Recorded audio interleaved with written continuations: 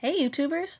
In honor of the DVD release for Star Wars The Force Awakens, I've decided to dedicate this episode to the trilogy that started it all. When The Force Awakens was set for theaters, I spent a weekend binge-watching the original trilogy to get acquainted with the series. Now, before watching these movies, there were some things I did know about the Star Wars franchise, thanks to the internet, parodies, or just, well, existing. I know that Luke Skywalker lives on a planet with two suns called Tatooine. I know that the world hates Jar Jar Binks, and some people think he secretly is Sith Lord. There's the gold bikini, the paternal plot twists, a bucket load of famous quotes, and the eternal mystery of why didn't the Empire just close that damn opening with a grate? But upon seeing these movies, there turned out to be a lot of things that I didn't expect to see. So, for the sake of fellow newbies to the Star Wars universe, I've decided to create a top 12 countdown of unexpected surprises from Star Wars' original trilogy. Number 12. Jedi and Sith are religions. Now, to be fair, this shouldn't have been a huge surprise for me, as this fact was mentioned in the Star Kids musical parody called Annie. But, to be honest, I didn't take the claim seriously, or at least thought that they were philosophies that are religions on a technicality, like with Buddhism. Yet over and over again, characters in these movies refer to them as religions. They believe in the Force much in the same way that people believe in gods, which is bizarre because you have people using these powers on a regular basis. You'd think people would realize that this is a thing by now. And how does that even explain all the rebels saying, "May the Force be with you"? If they believe in the Force, why aren't they considered a part of those religions? Too many existential questions that probably some of the hardcore fans can explain. Hopefully. But until then... Number 11. Yoda. Just Yoda. Growing up, I was always given the impression that this was a wise master kind of character, like Mr. Miyagi or Shifu. Don't get me wrong, he is wise and unexpectedly powerful. But there were way too many weird things about this character that I just didn't get. The first time you see him, he acts like a typical 80s era obnoxious Muppet character, like a goblin out of the Labyrinth or the Gremlins. If his actions and manners weren't bad enough, his Miss Piggy voice is sure to make you cringe. And being a little green man living in a swamp, I am fully convinced that this is exactly what the love child of Miss Piggy and Kermit the Frog would look like. And even when his obnoxious attitude fades away into his Jedi persona, he becomes more like a grumpy old man and is kind of a douchebag to Luke. I thought that maybe this would fade over time, but honestly it never really changed. Up until the end, he had little to no faith in Luke, and his interactions are one of the two major reasons I now understand the whole Dark Luke fan theory. Regardless, this is not someone I would ever want to call Master.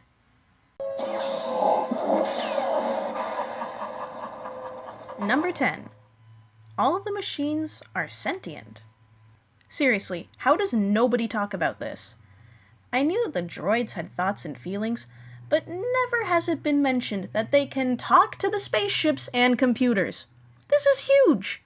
You have an entire universe where all machines are capable of thought and communication, and no one makes a big deal out of this. People always go crazy over how revolutionary movies like The Matrix and Terminator are for showing AI intelligence and the philosophies behind those ideas. Yet Star Wars gets no mention in these discussions. Why is that? Number 9. Leia is a badass. Now, this is one of those things where you're both surprised and not surprised about. On one hand, she is a main character, so yeah, she should be considered a hero in the story, right?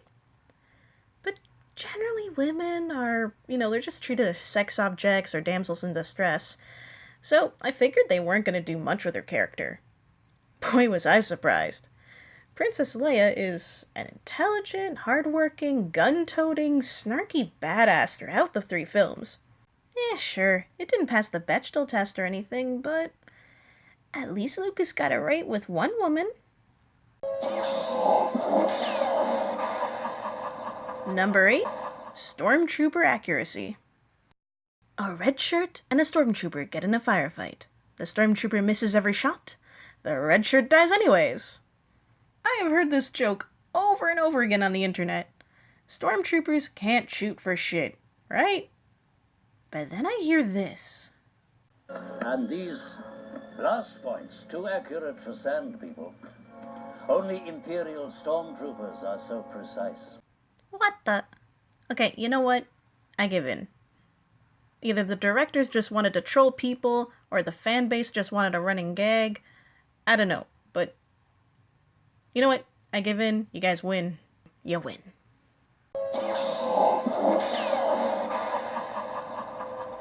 Number 7. The I Am Your Father plot twist. Despite knowing this plot point since childhood, this reveal still managed to surprise me for 2 reasons. For one, before the reveal, Darth Vader hardly reacts to being told Luke is his son.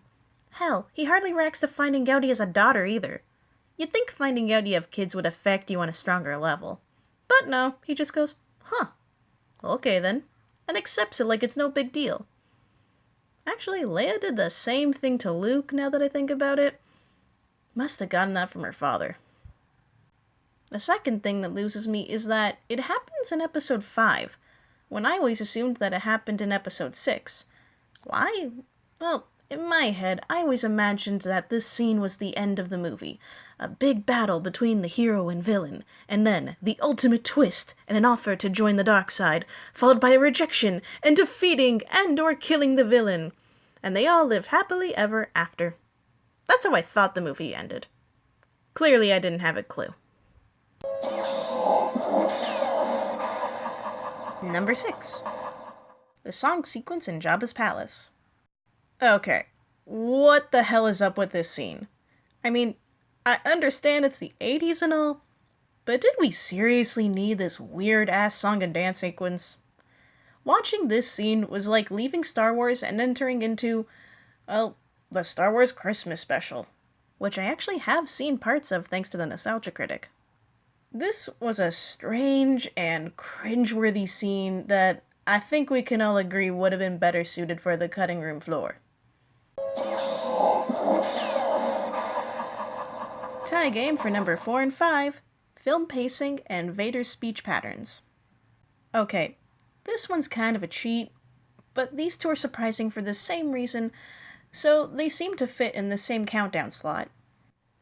Despite the high praise about these movies, the reason I never watched them was I was always under the impression that they were choppy, slapstick, B-rated style films. Cue the fandom hate. I'm not even sure why exactly I thought this, but I was blown away at how smooth the transitions, acting, and effects were. Maybe it's because the couple clips I've seen were silly, maybe it's because my mind always mixes them up with Star Trek, and the few scenes I've seen of Shatner's hammy acting and cheap monsters made me think that this would be similar.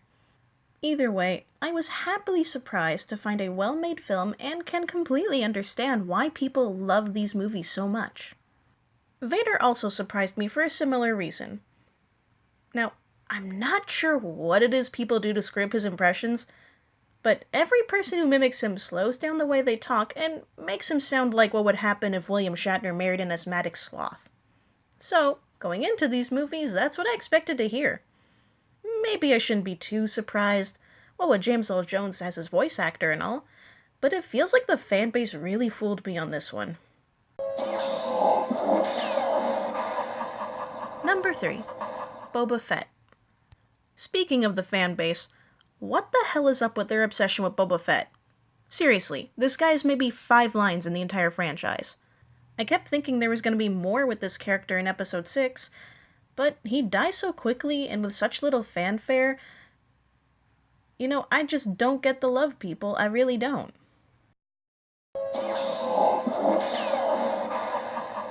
Number 2. Not so background characters. Because I thought Star Wars was a B-rated, hammy film, I was convinced that R2-D2, C-3PO, and Chewbacca were nothing more than minor slapstick characters. And I can hardly believe how wrong I was on that assumption. I loved watching these guys on screen. They were frontrunners of many of the scenes and were just as much the heroes in the story as any of their human counterparts. I'd even go so far as to say R2-D2 is my favorite character of all of Star Wars. Just all of it. I have to give George Lucas major points on this one. He turned what could have been a comic relief trap into a fantastic cast of characters. And the number one most unexpected surprise of the Star Wars original trilogy? Luke and Darth Vader's interactions as father and son. Now, as I said earlier, I thought that the paternal reveal wouldn't be until the end of Episode 6. So when the movie started, I just didn't know what to expect when it came to these two characters interacting. I certainly wasn't expecting the chemistry between them.